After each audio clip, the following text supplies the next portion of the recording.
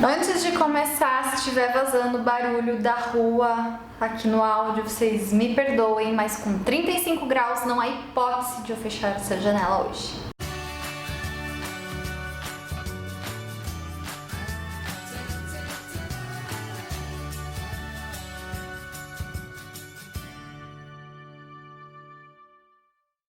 Oi pessoal, tudo bem? Eu sou a Carol Vergal e este é mais um vídeo aqui no Tourist Life. Nas últimas semanas eu comecei a receber algumas mensagens mais específicas lá no Instagram, especialmente no Instagram, querendo saber mais detalhes de como foi a nossa mudança para Portugal, especialmente em relação a custos. E aí eu achei que fazendo um vídeo aqui no YouTube com mais tempo seria melhor e ficaria tudo mais fácil de vocês entenderem. Eu vou abrir a carteira não, porque lá não tem nada. Eu vou abrir os gastos que nós tivemos para vir do Brasil para Portugal e como foi os nossos primeiros meses por aqui.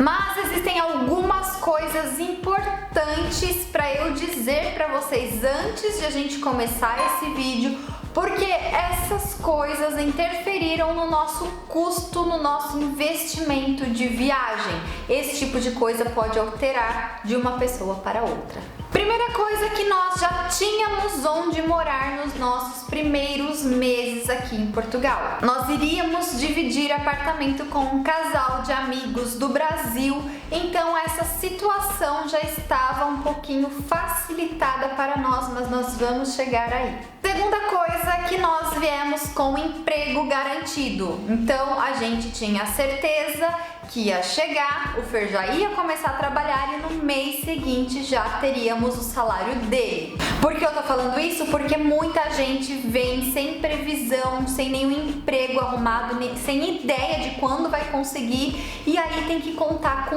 todo o dinheiro do Brasil nesses primeiros meses. Nós já chegamos sabendo que no mês seguinte já teríamos dinheiro caindo na conta em euro. Terceira coisa, e muito importante dizer, que nós não tivemos nenhum subsídio da empresa que contratou o Fer para esse processo de mudança.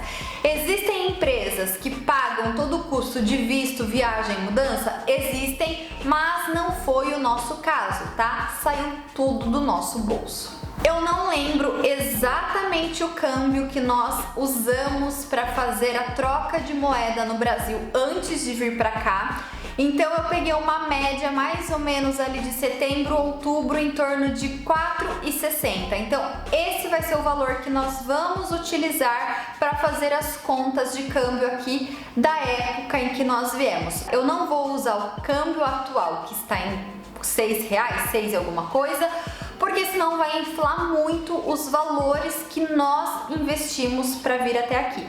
Nós não viemos de uma hora para outra, nós só avisamos a família em cima da hora, mas nós nos planejamos por praticamente um ano. Nós juntamos todo o dinheiro que foi possível, nós desfizemos do apartamento alugado que a gente tinha em São Paulo, nós vendemos tudo que foi possível, nós vendemos. Onde a gente conseguia fazer dinheiro, a gente fazia, porque a gente já sabia que seria um custo alto. Todos os custos que eu vou apresentar aqui são de acordo com a nossa vida, nossa experiência, com a nossa realidade, com as nossas necessidades. Então não dá para comparar com fulano, com ciclano, porque cada um tem uma vida, tem uma necessidade, tem uma experiência diferente. Recado dado, vamos começar então já com os custos. O nosso primeiro custo foi com visto. E esse ponto aqui merece até mesmo um vídeo separado. Mas vou fazer um pequeno adendo para vocês entenderem porque o visto foi tão caro. O Fer já estava com trabalho, então nós precisávamos pedir um visto de trabalho para vir para Portugal. E, sou da área do turismo, já fiz vários vistos por aí, falei, tá bom, beleza, me dá a documentação que eu dou entrada no consulado, eu agilizo isso pra gente. Até porque porque antes de fazer isso eu consultei o valor de uma consultoria e o valor dessa consultoria, o valor assim do combo premium era de R$500 para eles fazerem todo o processo de visto.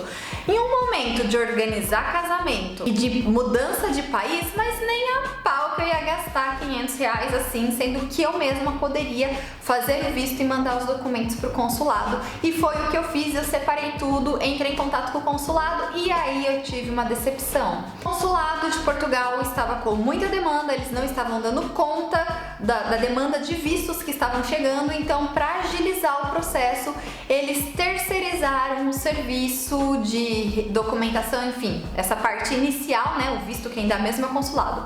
Mas todo esse processo de documentação eles terceirizaram para uma empresa, essa mesma empresa dos R$500. Se eu tivesse feito tudo sozinha, eu teria que pagar apenas a taxa consular. E se eu não estou enganada, eu acho que a taxa na época era uns R$84. Pausa para uma pequena correção. Estou aqui editando o vídeo e percebi que eu não sei de onde eu tirei que a taxa consular era de R$84. Não sei, saiu de algum lugar da minha cabeça, mas na verdade a taxa consular foi de R$392. Enfim, né? Fomos lá para essa empresa e o Fer entrou pro atendimento e eu não podia entrar junto, né? O visto era dele, então ele teve que ir sozinho. E aí essa empresa induziu a pagar esses R$500 para eles fazerem um processo de visto, porque nós pegamos toda a documentação conforme a orientação do consulado. Quando chegou na empresa eles, esse aqui não tá no padrão certo, a fonte desse documento não vai ser aceita, a fonte, quando eu digo, tipo a letra do Word, tá? Não vai ser aceita, nós vamos ter que colocar no padrão. Tá faltando um documento aqui. Qual documento? Eles não disseram, mas está faltando pra gente fazer R$500. Então o Fer, sozinho ali, sem chance de ter uma decisão, ele acabou pagando esses R$500 para essa empresa fazer todo o serviço. Enfim, eu vou ter que fazer um vídeo só sobre isso porque essa empresa foi péssima, o atendimento deles foi péssimo, foi tudo péssimo. Inclusive, de tão VIP que foi o serviço, o passaporte chegou em casa com o visto, com tudo, a gente embarcou, a gente chegou em Portugal e no sistema deles continuou constando como pendente o processo do visto, de tão VIP que foi o atendimento. Foi uma porcaria, mas enfim, era a nossa única opção, não tinha outra forma de conseguir o visto. Já começou cara a brincadeira. Bom, fechando esse adendo que eu sei que foi longo, vamos mais rápido para os próximos valores. Depois do visto, então, nós temos a passagem aérea. Passagem aérea para 2 pessoas somente de ida, Campinas a Lisboa pela Azul voo direto. R$3.110,66, tá? Então, voo aí, vamos fazendo a soma. E apesar de a gente já ter onde morar, né? Nós já tínhamos combinado com esse casal de amigos que íamos dividir o apartamento com eles nos primeiros meses. Chegando na imigração, nós iríamos precisar sim apresentar um documento que comprovasse que nós tínhamos hospedagem por pelo menos uma semana. Inclusive, para fazer o pedido do visto, nós também precisávamos dessa comprovação de hospedagem. E também a gente precisava de uma cama, né? Para dormir nos primeiros dias até comprar os móveis para esse apartamento que a gente ia morar. Então vamos lá, Airbnb, Zona Central de Lisboa, lá no Rato, uma semana de hospedagem para 2 pessoas, R$1.883. E aí a gente precisou também trocar real por euro para chegar em Portugal com dinheiro, né? A gente ia precisar comer, comprar as primeiras coisas. Nós trouxemos mais ou menos 2.000 euros para chegar para esse primeiro mês, tá? Para esse primeiro mês em Portugal, nós trouxemos mais ou menos 2.000 euros e aí no mês seguinte nós já teríamos o salário. E aí a gente vai fazer naquele câmbio, lembra? 4,60. Então, aproximadamente 2.000 euros, nós gastamos aproximadamente R$9.200 nessa conversão de dinheiro. Dentro desses 2.000 euros, então, nós comemos, nós compramos os móveis. E assim, o que nós compramos foi cama, colchão, cômoda, a mesa para trabalhar, porque precisava, uma arara para pendurar roupas. E aí nós também já pagamos no banco mais 200 euros, que era a taxa na época pedida para abrir a conta, tá? Então ali um depósito de 200 euros, agora isso mudou.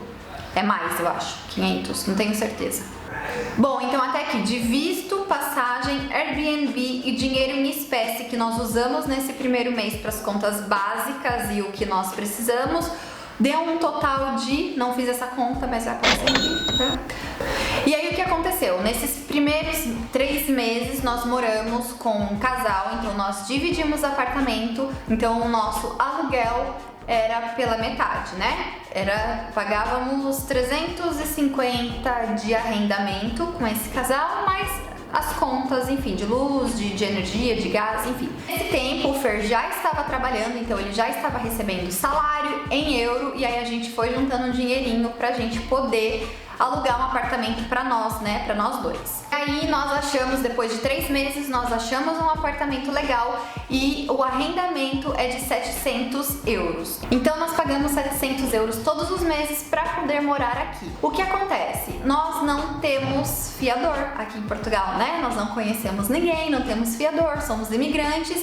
E o que acontece então? Para você conseguir alugar uma casa aqui, até mesmo um quarto, tá? Tô falando casa, apartamento, mas até mesmo para um quarto. Muitos senhorios pedem algumas rendas adiantadas e rendas de caução. Então, alguns pedem para você pagar, por exemplo, 3, 5, 6 meses adiantado, e aí você pode pagar, sei lá, 6 meses adiantado e você mora 6 meses sem pagar. Existem as pessoas que pedem para você pagar adiantado, mas isso aí fica lá pro final. Então você pagou, sei lá, 6 meses adiantado, você vai morar nesses 6 meses pagando de novo, e aí só lá no final que você recupera esse dinheiro. Então, por isso que eu falo que o planejamento financeiro tem que ser muito bom, porque não é só o valor do aluguel do mês, tá? Você tem que contar com isso. Então, nós achamos um apartamento por 700 euros, mas nós não temos fiador, então nós pagamos 3 rendas adiantadas, ou seja, 2.100 euros, e mais 2 rendas de caução, totalizando 3.500 euros. É claro que em 3 meses dividindo apartamento nós não conseguimos juntar todo esse dinheiro, então nós tivemos ainda que trazer dinheiro do Brasil para complementar, né, esse valor de 3.500 euros para a gente pagar, e também trouxemos do Brasil mais dinheiro para a gente poder comprar, por exemplo, geladeira, né? A gente precisava colocar coisas nessa casa para morar porque a gente só tinha os móveis do quarto, a gente só tinha onde dormir, não tinha onde pôr comida. Então a gente precisou trazer todo esse dinheiro. Essa mudança pra gente ter onde morar e ter onde guardar comida e assim, coisas básicas do apartamento, panela, enfim, o que é básico, tá? Pensando no que é básico do apartamento. Nós trouxemos mais 3.000 euros para completar esses 3.500 e comprar essas coisas básicas. Então, com 3.000 euros vindo do Brasil e considerando um câmbio de 4,60, nós temos aqui 13.800 reais. Bom, então considerando a taxa consular corrigida, nós temos aqui um total de R$ 28.892,09. Brincadeira cara, né? E aí quando as pessoas me dizem que querem vir para Portugal assim, na loucura, sem planejamento, e eu falo não venham, as pessoas acham ruim, acham que a Carol está sendo snob, né? Porque a Carol está na Europa, ela não quer que mais ninguém vá. Gente, não é isso. Olha, nós viemos com lugar para morar, dividindo uma renda, ou seja, a gente tinha um valor bom para pagar, né? Porque nós moramos aqui na região de Lisboa, então sim, os apartamentos são bem mais caros. Nós tínhamos uma divisão de apartamento, nós tínhamos garantia de emprego já no mesmo mês em que nós chegamos. O Fer já na mesma semana, aliás, ele já começou a trabalhar, então nós já tínhamos salário garantido para o próximo mês, ou seja, nós viemos estruturados, nós viemos planejados e nós gastamos quase 30 mil reais para essa mudança. Então quando eu falo, olha, mudar de país é caro, mudar de país não é luxo, precisa de planejamento, não vem na loucura, não é porque eu não quero que você venha, tá? É porque eu quero que você venha consciente do que tudo isso implica e do tanto de dinheiro que você vai precisar desembolsar, especialmente se você não tem um trabalho garantido, tá? Porque senão depois você vem, você se frustra, dá tudo errado, você passa necessidade e você precisa precisa voltar embora e você volta embora falando mal de um país, sendo que a falta de planejamento foi sua. Mas eu não vou me estender nesse bate-papo, você pode assistir esse vídeo aqui que eu falo melhor sobre isso. Basicamente, o nosso custo de mudança foi esse. Agora, lógico, nós temos outros custos, como de mercado, ou enfim, nossos custos do mês todo, né? Se você tem alguma dúvida ou se você quer saber mais alguma coisa, pode deixar aqui nos comentários que eu faço um novo vídeo, porque aqui eu falo sem filtro mesmo, gente. Porque pra mim não tem o menor problema dividir esse tipo de coisa. Eu quero que vocês entendam a complexidade, o investimento que é uma mudança de país. Tem gente que consegue mudar com menos, tem gente que consegue mudar com menos, tem gente que gasta muito mais, tem gente que gasta muito mais, tá? Aí você vai ver a tua realidade, mas entenda que esse é um processo complexo, não é simples você mudar de país e não é barato. Se você gostou desse vídeo, deixa um joinha aqui pra mim. Se tem alguém querendo mudar pra Portugal, nessa pandemia não é um bom momento, mas manda esse vídeo pra essa pessoa que você conhece, porque ela vai precisar fazer um planejamento. E eu te vejo no próximo vídeo. Um beijo e tchau, tchau!